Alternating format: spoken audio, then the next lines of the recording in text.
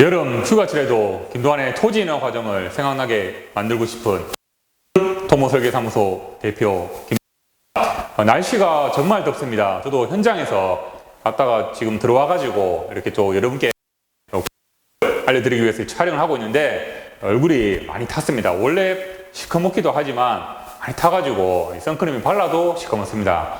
여러분들도 나가실 때 마스크도 중요하지만 선크림도 잘 발라주시길 바랍니다. 오늘도 제가 이제 네이버 창업 시작을 하고 있습니다. 여러분께 또 맹지 벽이 타시는데 사실은 유튜브를 하고 나서 꼭 한번 찍어보고 싶다고, 왜냐하면 여러분들께서 워낙 많이 전화를 많이 주셨어요. 뭐 제주도부터 경기도 파주까지 굉장히 질문을 많이 주셨는데 이 내용을 한번 요약해서 제가 오늘 한번 촬영을 해보도록 하겠습니다. 그래서 제가 사진을 한번 미리 좀 띄워놨습니다. 사진을 보고 한번 말씀을 드릴 수 있도록 하겠습니다. 자, 이곳은 제가 이제 사는 고향의 인근의 도로변입니다. 도로변인데 아이다 도로가 있고 비닐하우스가 있고 이 중간에는 지금 하천입니다. 하천, 물이 흐르는 하천인데 한번 돌려보겠습니다. 이런 식으로 돌려보면은 전부 다 하천입니다. 하천인데 여기 지금 차량이 보이죠? 차량이 보이는데 여기가 이제 콘크리트 슬라브죠. 콘크리트 이제 저희 말로 슬라브인데 슬라브로 해가지고 임시로 이렇게 쓰고 있지만 이게 없다면 이건 지금 맹지죠. 맹지입니다. 도로와 연결이 안 되기 때문에 맹지인데 이거 지금도 맹지로 돼 있어요. 왜냐하면 이거에 대한 허가를 안 받았기 때문에. 이거 관련 같은 경우는 예를 들어서 이 하천이 지목상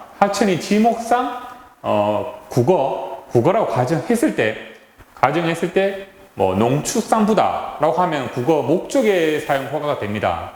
하지만 건설부다라고 하면은 공유수면 관련 허가를 받는데 국어 목적이든 공유수면이든 제가 예전에 강의를 했어요. 이럴 때는 공유수면 허가고 이럴 때는 국어 목적이라고 설명을 했으니까 한번 참조를 해보시고, 이 지목에 따라서 우리가 예를 들어서 농업인 창고라든가 근린생활시설을 할 때 이거에 대한 진출입로를 아까 말씀드렸던 부분으로 두 가지로 어느 방향에 따라서 이렇게 허가를 받는데 이거는 아직 이제 허가를 안 받고 예전부터 농사 목적으로 사용을 하고 있습니다.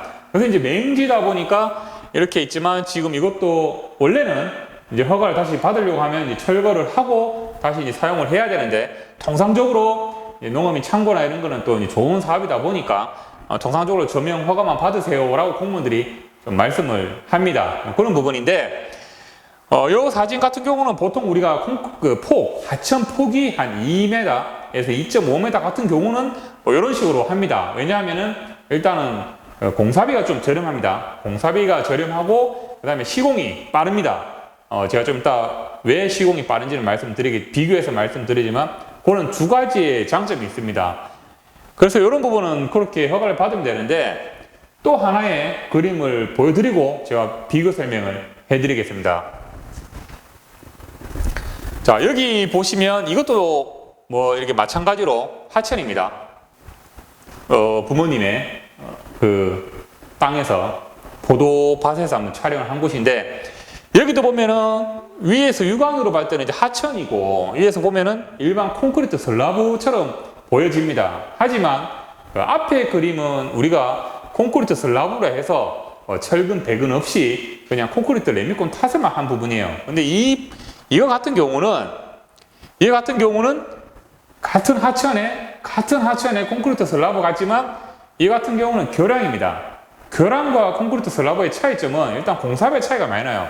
지금 철근 가격이 톤당 거의 한 2배 정도, 한 150, 160만 원, 예전에 한 70만 원, 80만 원 하는 게 150, 160입니다. 그래서 앞에 그림으로 만약에 허가를 받는다고 한다면 레미콘 타설만 하고 밑에 거푸집만 돼가지고 하면 되기 때문에 비용은 많이 안 들지만 예를 들어서 지금처럼 이렇게 맹지를 이렇게 한다고 한다면 공사비가 여러분들이 생각했을 때 과연 얼마나 나올 것 같습니까? 이거 같은 경우는 앞에하고 다르게 일단 공사 순서가 철근을 조립해서 이제 하고요. 그 다음에 철근 하고 나서 철근 배근이 하고 나서 그 다음에 거푸집 이제 합니다. 거푸집 되고 나서 레미콘 타설을 하죠.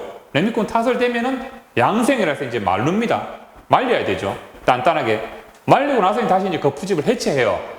그 앞에 같은 경우는 해도 비용이 이제 인건비하고 자재비비지만 이 같은 경우는 이제 뭐 철근공부터 또 거푸집, 일반 보통 인부, 특별 인부까지 다 들어가는 공정이 좀 나름 복잡하죠. 복잡해서 공사 기간도 좀 길고요. 이거 한 공정만. 그래서 최소한 이 정도의 교량만 해도 최소 1억에서 지금 현재 단가로 따지면 1억에서 2억 정도 나갑니다. 굉장히 차이가 많이 나죠. 앞에 그림하고. 그래서 제가 여기서 말하고 싶은 요지는 통상입니다. 통상 한 2m에서 우리 하천에 보통 하천을 두면은 맹지가 되게 많지 않습니까? 일반 도로와 하천과 또 농지가 있으니까 맹지가 많은데 그 앞에 같은 경우 한 2m 정도의 하천 폭이 있으면 한 2m, 2.5m 이런 거 같은 경우는 이제 콘크리트 슬라브로 해가지고 이렇게 진출입을 할 수 있습니다.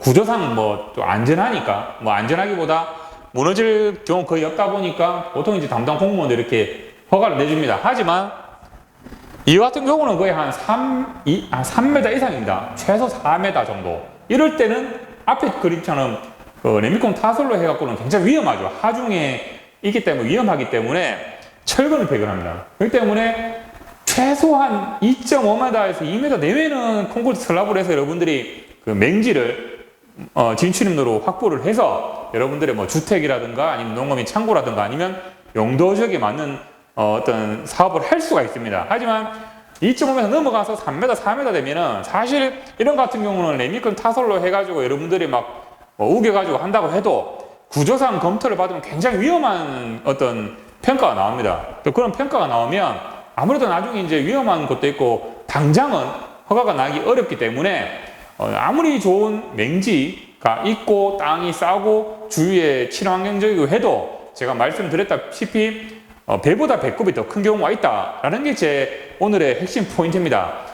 땅값은 예를 들어서 맹지라서 뭐 1억 아니면 5천만 원 하는데 폭이 너무 길다 보니까 연장 길이가 너무 길다 보니까 뭐 3m, 4m, 심지어 5m까지 가다 보니까 여러분들은 레미콘 타설로 해서 하면 되겠지라고 왜냐하면 그런 경우가 많다 보니까 생각이 들 수는 있지만 허가상으로 안전상으로 봤을 때는 그냥 굉장히 위험합니다. 그러면 이런 같은 경우는 구조 검토만 받아도 최소한 구조기술사의 어떤 날인이 들어가고 하면 최소한 100만 원입니다. 100만 원에 시공비가 한 1억 5천, 2억. 그러면 통상적으로 예를 든 건데, 그러면 땅값보다 이런 시공비 더 많이 들죠. 이런 걸 여러분들 정말 잘 아셔야 되는데, 제가 유튜브를 처음 찍고 나서 이런 어떤 주위에 또 맹지다 보니까 아무것도 없어요. 진짜, 이제 우리 경상도 사투리로 매일가에 아무것도 없이 매일 가니까 되게 혼자 이제, 내가 다 이제 쓰는 어떤 그런 느낌이 나겠다 해서 많이 물어보셨는데, 이런 어떤 포인트가 있으니까 여러분들께서 근처 아니면 지나가는 길에 있다고 하실지라도 이런 제가 말씀드렸던 이 부분 팩트를 꼭 기억하시고 허가 때도 담당 공무원은 이런 걸 요구를 합니다. 하기 때문에 제가 말씀드리는 거는 제가 개인적으로 제 사견이 아니라 공무원과의 오랜 어떤 협의 과정에서 공무원의 어떤 의견들 또 공무원들이 판단하는 어떤 그런 입장에서 여러분께 말씀드리는 거니까 이 내용 꼭 염두에 두시고 여러분들이 옛날의 추억을 되살려서 다시 귀농귀촌하는 건 좋지만 이런 걸 하실 때 꼭 한번 판단해 보시고 그래도 좀 아리까리 잘 모르겠다 애매하다 하면은 저 김동환한테 연락을 주시면 제가 로드비로 한번 보고 여러분께 한번 자문을 드릴 수 있도록 그렇게 하겠습니다. 사실 이 내용이 맹지에서 맹지 탈출의 방법 제가 저번에 국어 목적에 우리가 이제 길은 없지만 지목에 따라서 국유지는 포장을 해서 또 할 수 있다는 맹지 1탄을 했는데 효과가 좀 굉장히 반응이 좋았습니다. 그래서 오늘은 또 맹지 2탄 이렇게 했을 때 여러분들이 또 이걸 조심하셔서 공사비도 세이브하고 또 좋은 땅 주위에 또 아무것도 시설이 없어서 여러분들께서 원하는 그런 땅을 찾을 수 있는 또 팁을 드렸습니다. 그래서 이제 2탄째인데 3탄째 또 맹지 탈출법을 또 제가 많이 또 아주 알기 쉽게 또 추스려 가지고 다음 촬영을 할 수 있도록 하겠습니다. 여러분들 좋아요 버튼 많이 눌러주시고 내일부터 이제 장마로 비가 온다고 합니다. 안전운전 하시고 가족들과 즐거운 주말 보내시기 바랍니다. 감사합니다.